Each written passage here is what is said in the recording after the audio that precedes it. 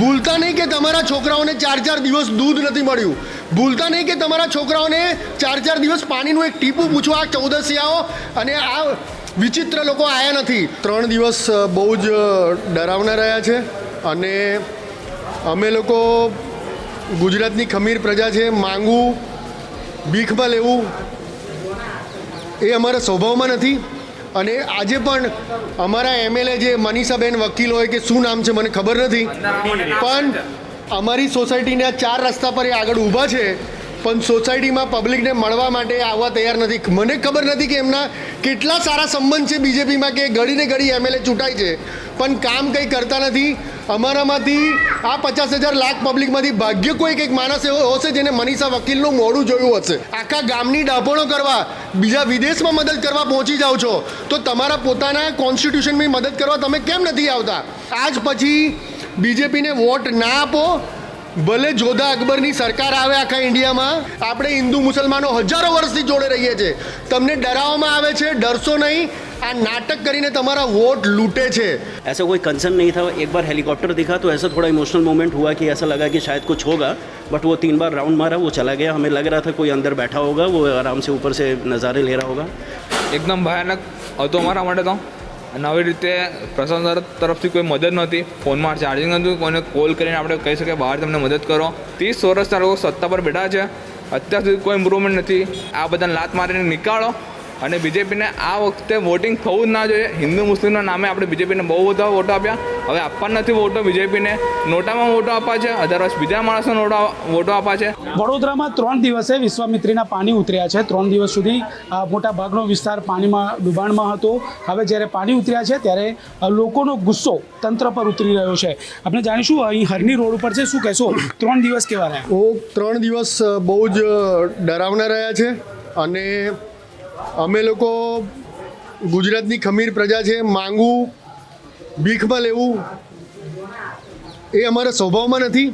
અને આજે પણ અમારા એમએલએ જે મનીષાબેન વકીલ હોય કે શું નામ છે મને ખબર નથી, પણ અમારી સોસાયટીના 4 રસ્તા પર એ આગળ ઊભા છે, પણ સોસાયટીમાં પબ્લિકને મળવા માટે આવવા તૈયાર નથી. મને ખબર નથી કે એમના કેટલા સારા સંબંધ છે બીજેપીમાં કે ઘડીને ઘડી એમએલએ ચૂંટાય છે પણ કામ કંઈ કરતા નથી. અમારામાંથી આ 50,000 લાખ પબ્લિકમાંથી ભાગ્ય કોઈ એક માણસ એવો હશે જેને મનીષા વકીલનું મોઢું જોયું હશે કે એને અમારી પાસે વોટ માંગ્યા છે. એ કેવલ નરેન્દ્ર મોદીના નામથી ભીખ માંગીને પોતાનું જીવન ગુજરાન ચલાવે છે. ખાલી એમએલએ નહીં, કોર્પોરેટર પણ. ગઈકાલે હેમાંગ જોશીનો તમને એક વોટ્સઅપ બતાવીશું અમે, જેમાં એવું કહે છે કે અમારી પાસે ટ્રેક્ટર છે, અમે અંદર આવી નથી શકતા. તો હેલિકોપ્ટરોના જે ટેક્સ, એનડીઆરએફના જે ટેક્સ અમે ચૂકવીએ છીએ એ તમારા ઘરોમાં એર કન્ડિશનર લગાવવા માટે ચૂકવીએ છીએ. તમારે સાધનો ના પહોંચતા હોય તો તમારે હેલિકોપ્ટર બધી વ્યવસ્થાઓ લઈને પહોંચવું જોઈએ. આખા ગામની ડાપણો કરવા બીજા વિદેશમાં મદદ કરવા પહોંચી જાઓ છો તો તમારા પોતાના કોન્સ્ટિટ્યુશનમાં મદદ કરવા તમે કેમ નથી આવતા? આજે કેટલા બધા લોકોનામાં ઉકળાટ છે, અપશબ્દોનો વરસાદ કરી શકે છે, પણ છતાંય લોકોએ પોતાનો સંયમ જાળવી રાખ્યો છે. અને સંયમ બધાને રિક્વેસ્ટ કરું છું કે જાળવી રાખો. આજ પછી બીજેપીને વોટ ના આપો. ભલે જોધા અકબરની સરકાર આવે આખા ઇન્ડિયામાં, પણ તમે કોઈ પણ માણસ બીજેપીને વોટ આપતા નહીં અને તમારો ગુસ્સો ઓછો કરતા નહીં. ભૂલતા નહીં કે તમારા છોકરાઓને 4 દિવસ દૂધ નથી મળ્યું. ભૂલતા નહીં કે તમારા છોકરાઓને 4 દિવસ પાણીનું એક ટીપું પૂછવા ચૌદસિયાઓ અને આ વિચિત્ર લોકો આવ્યા નથી. ગુસ્સો તમારો ઓછો કરતા નથી. આમાં એમની પાસેથી કોઈ મદદની આશા રાખતા નહીં. નરેન્દ્ર મોદી પોતે બી આ દેશમાં જ્યારે ગુજરાતના ચીફ મિનિસ્ટર હતા ત્યારે પણ એમને વડોદરાનું કોઈ ડેવલપમેન્ટનું કામ કર્યું નથી. એ કેવલ અમદાવાદમાં જ કામ કરતા હતા, કારણ કે અમદાવાદની પબ્લિક લાત મારીને ભગાડે એવી પબ્લિક છે. વડોદરાની પબ્લિક સંસ્કારી છે, બિચારી ભોળી પબ્લિક છે, કશું બોલતી નથી. એટલે નરેન્દ્ર મોદીએ પોતે પણ વડોદરાનું કોઈ કામ નથી કર્યું અને એને પોતે 2014માં એ સ્વીકારેલું છે કે મેં વડોદરાના કોઈ કામ કર્યા જ નથી. અને અત્યારે પણ એ ગુજરાત બહારના જ કામ કરે છે. બનાસકાંઠામાં સરકાર એટલે જ ગઈ કે ગિનીબેનને ત્યાં પાણી ભર્યું ત્યારે કોઈ મદદ ના કરી. વડોદરાએ જાગવાની જરૂર છે. ભલે જે સરકાર આવતી હોય બિલકુલ ડરવાની જરૂર નથી. આપણે હિન્દુ મુસલમાનો હજારો વર્ષથી જોડે રહીએ છીએ. તમને ડરાવવામાં આવે છે, ડરશો નહીં. આ નાટક કરીને તમારા વોટ લૂંટે છે. આજે તમને મદદ કરવા આવ્યા નથી, ओके, क्या कहेंगे ये 3 दिन कैसे रहे? मतलब ये काफ़ी नुकसान दिख रहा है यहाँ पे, एक एक मंजिला पानी था, क्या रहा? सर ये 3 दिन बहुत ही सही बोलूँगा तो बहुत खौफनाक थे, क्योंकि हमें में से बहुत लोगों ने पहले कभी इस लेवल की फ्लड हमने कभी नहीं देखी थी लाइफ में, और जैसे जैसे पानी बढ़ता गया वैसे वैसे हमारी सांसें अटकती गई, और पानी बढ़ने के साथ साथ हम इंटरनेट एक्सेस बंद हो गया, मोबाइल एक्सेस बंद हो गया, इलेक्ट्रिसिटी तो बंद हो ही गई थी। जो भी थोड़ा बहुत जिसके पास खाने को बचा था हमने इंटरनली मैनेज किया, हमारी सोसाइटी से सामने वाली सोसाइटी में लोगों ने बना के ट्रांसफ़र भी किया, क्योंकि सारे सोर्सेज बंद हो गए थे, कोई आने के लिए तैयार नहीं था। एनडीआरएफ का कोई नहीं आया, सिर्फ इंडियन आर्मी के कुछ लोग आए थे। और मैं एक चीज़ कहना चाहूँगा कि उन्होंने जो चीज़ें दी ना, वो ऐसा लग रहा था जैसे सब अपनी अटेंडेंस पूरी करने आए कि हाँ भाई हम आए थे, हमने अपना वो कहीं तो भी फ़ोटो डाल के दिखा देंगे कि हाँ हम गए थे।